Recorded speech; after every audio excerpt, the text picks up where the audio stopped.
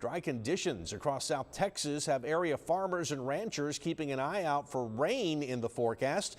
But as our drought continues, that rain may not come. Now, that has folks in Kleberg County checking their crop insurance, something they sure hope they don't have to use. Michael Gibson was there today and has this report in tonight's top story.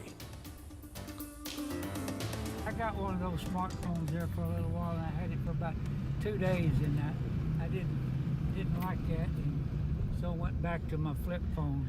81-year-old Stanley Wolfel may not like the latest in technology, but he does love the ranching business.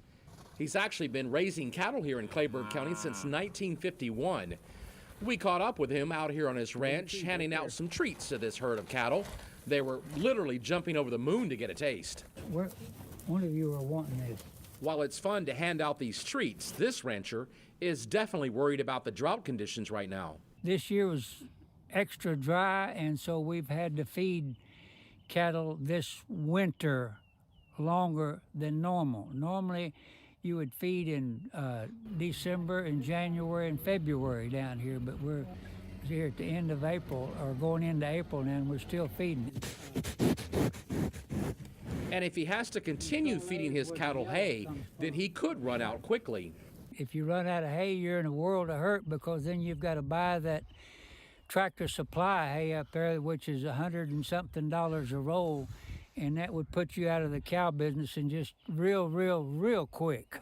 Farmers in Kleberg County have planted sorghum, and even some have put cotton in the ground.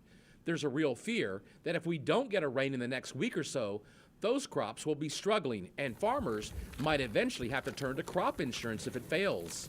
Kleberg County Extension Agent Frank Escobedo says that many of the farms in the area are starting to look like this one behind me. You can see that scrub brush is now coming up in place of grasses. Escobedo also tells 3 News that while there is a little bit of moisture in the ground, a future rain might help temporarily, but the effects of the drought are going to be felt for a long time. Even though we get a rain at one point, it doesn't stop there. What did it damage throughout the process? What pastures were damaged? We're going to see an increase in weeds.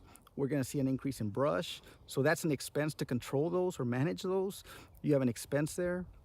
So anytime that we have a drought, there's a lasting effect. Stanley says he's seen a number of droughts over the course of his 70 years of running cattle on his 500-acre spread.